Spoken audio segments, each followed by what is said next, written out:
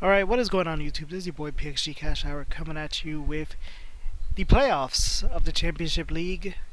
We managed to get an 8-7 record, which gave us the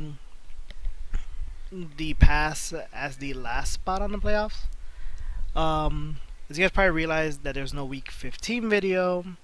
My last opponent, which was Nate, I believe due to our conflicting schedules, he wasn't around, but at the same time, he decided just to give up the fight anyway, I guess. Probably realizing at this point, not much would have probably changed, I think. Win or lose, I think I was going to be in the 8th spot in the playoffs. So because I'm the 8th spot, my first opponent ends up being, due to seeding, the person in first place in the league, which at this point would be Lindo, who has won every single fight in the league. Now Lindo brings in exactly 5 of the same pokes he did on our last battle in Mega Gardevoir, Lantern, Garbodor, Umbreon, and Landotherian. He brings a new toy in the form of Infernape, taking the spot of his Kyurem, which he had traded off probably a fight or two after we had last fought. As you probably remember from week 6, we barely lost to Lindo. Ultimately, a low roll cost us the win when it came down to the final pokes. This time around, I'm bringing in 4 of the same pokes I had then, swapping Suicune and Chestnut for Cofagrigus and Victini. Mainly due to the fact that most of his pokes, because of trading, has shifted to a lot. So I had to be more prepared for the variety that he may or may not have brought in. So I'm bringing in Registeel, Cofagrigus, Zapdos, Mega Altaria, Nidoking, and Victini. Which should be a nice balance of typings and whatnot. But let's see how we end up doing. The first match of the playoffs, we are going up against Lindo. Let's go.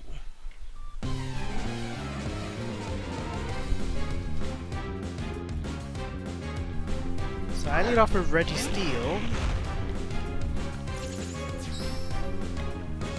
Lindo leads off with Moist, the Landotherian.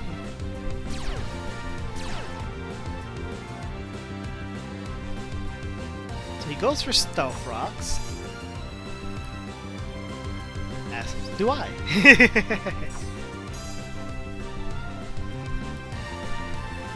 So at this point, I'm assuming he's going to go for the Earthquake, so I swap out and I go into Altaria. As since I'm flying, I won't be affected by it. But he goes for the knockoff.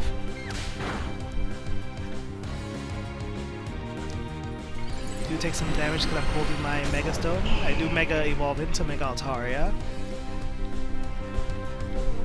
But since I now lost my flying typing, I do get hit by the Earthquake and Altaria goes down, being the first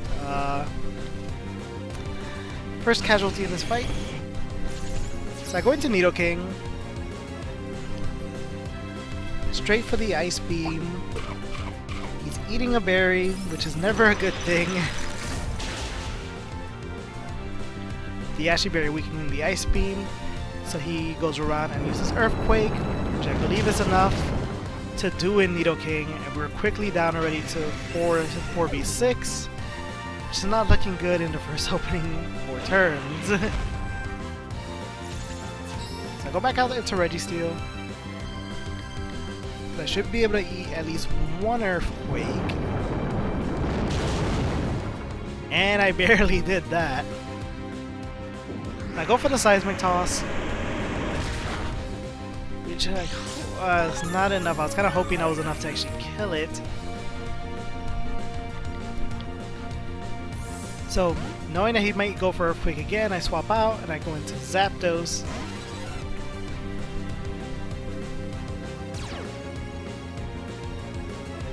And there it is. do get some recovery back due to leftovers. He goes for the knockoff. That's a decent amount. Gives us about 50%. You go for the hidden power. And Lindo T goes down after giving us a lot of trouble. So it goes into Moist. So one thing I'm going to say, all of Lindo's pokes are going to be called Moist. So at this point on, I'm just going to start naming them after what they're actually called. So here comes the Gardevoir. So as you guys already know, has the Mega Evolve. Here comes the Mega Gardevoir. I should be faster, and I'm not. And Zapdos goes down. So we're down 3v5. So I go into Victini, because I know for a fact I'll be able to outspeed this. He swaps out. And this is Lantern. I go for the V-Crate. It should be able to kill resist or no resist. And if not, it will do a hefty amount of damage. Yeah, it's a big amount. Probably about 35-40% health after the leftover recovery. So I come back in the event that he's going to try to use Scald or Surf or whatever, Hydro Pump. Go into Cofagrigus. He also doubles out into... who is this? Infernape. So he probably realized that he may just only have fighting moves, or he probably just doesn't want to touch me, because he instantly doubles out again. This time into Umbreon, which is bad for me, because I said to use Toxic, and as we all know, Umbreon Synchronize kicks in, and now we're also badly poisoned.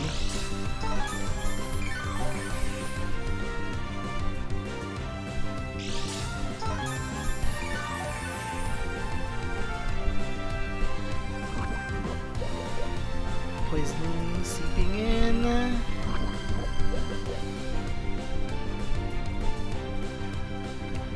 So he goes to the Wish. So this is probably a Cleric Umbreon, which I know I run this occasionally also. I go for the Hex, hoping that maybe because it's poison might do a lot of damage, even with the resist, and it does not, because I forget that Cofagrigus has a very horrible special attack stat.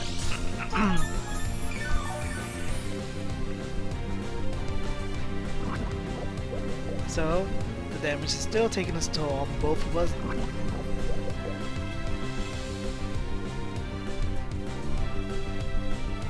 So I bring out Cofagrigus, bring back in Registeel. Takes a tiny bit of damage from Stealth Rocks. He goes for the Baton Pass. Try to safely give something. The Wish, this being the Lantern, goes back to after the recovery about 90% of his health. Meanwhile, we're slowly moving our way back up. Goes to the Heal Bell, so I wonder what the other move Umbreon may have since Heal Bell's being occupied by Lantern. So I go for the Earthquake. Brings Lantern almost to where it was originally.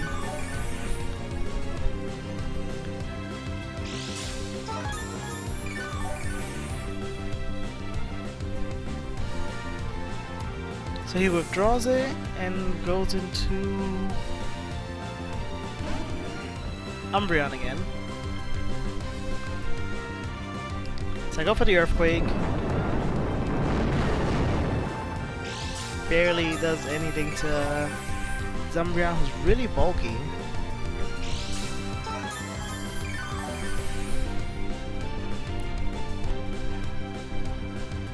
So he goes to the Wish, which means he may Baton Pass this back into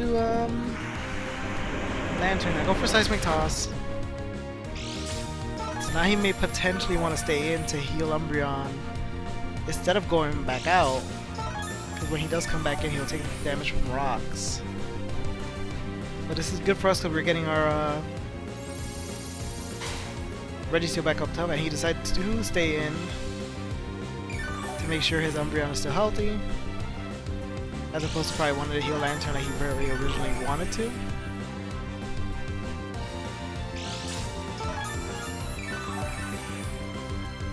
At this point, we're about 50% of our health back.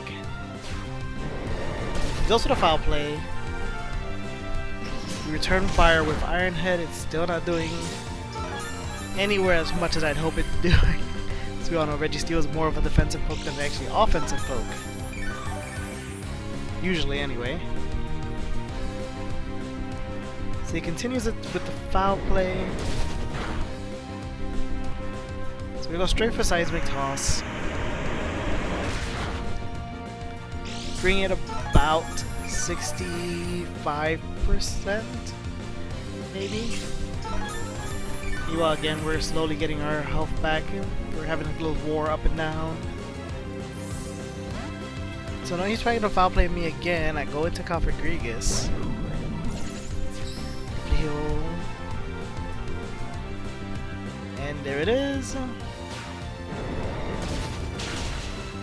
Does a little bit of damage to us, but Mummy kicks in, replacing Umbreon's ability to Mummy. Which would probably be beneficial if the Lantern was dead, because it's the one that has Heal Bell.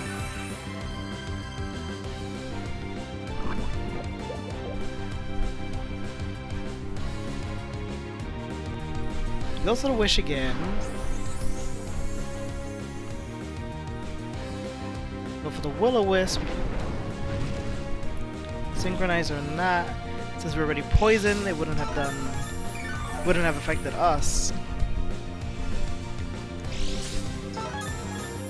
Now, unless Lantern removes it, Umbreon will be taking slight damage to, like about, I believe it's 10% every turn.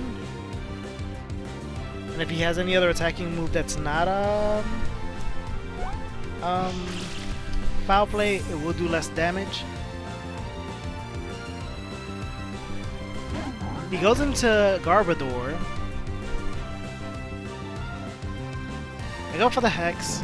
That shouldn't do much. Actually, there's a little bit of money. Since he's not status, he goes back to full health because of the Wish.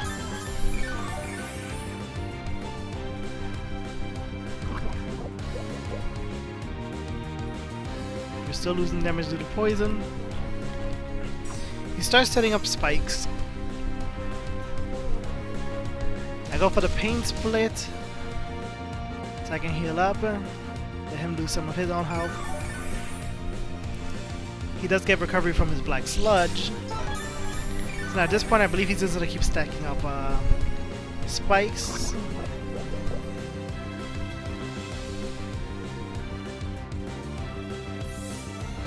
So I swap out and go into Victini, because Victini will be the one.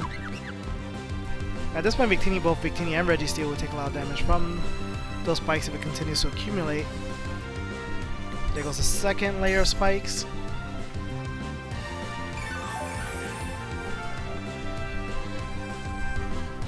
So I go for the Zen Headbutt. And we get the kill. Aftermath kicks in. Now we're pretty low on health.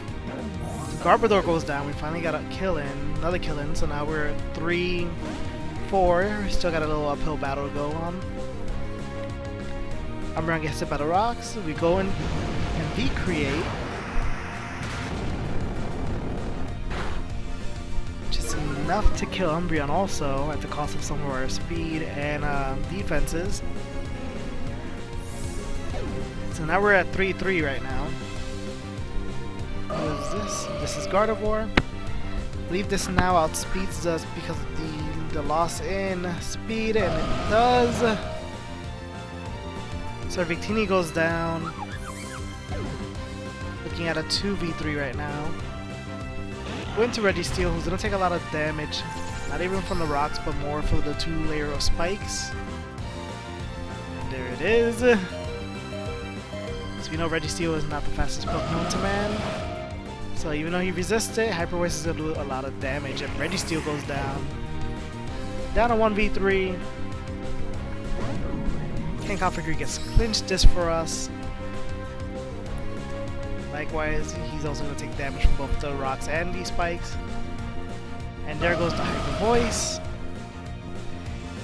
And there, ironically, goes the match also to a 3-0.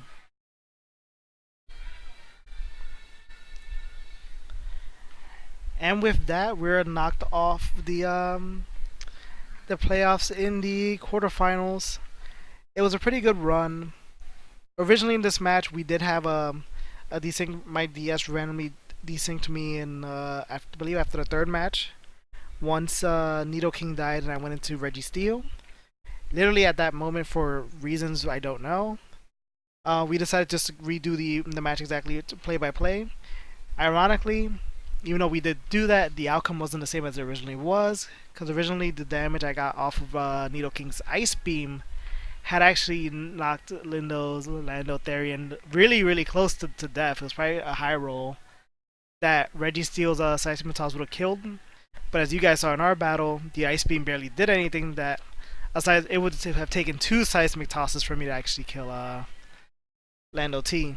But what can you do?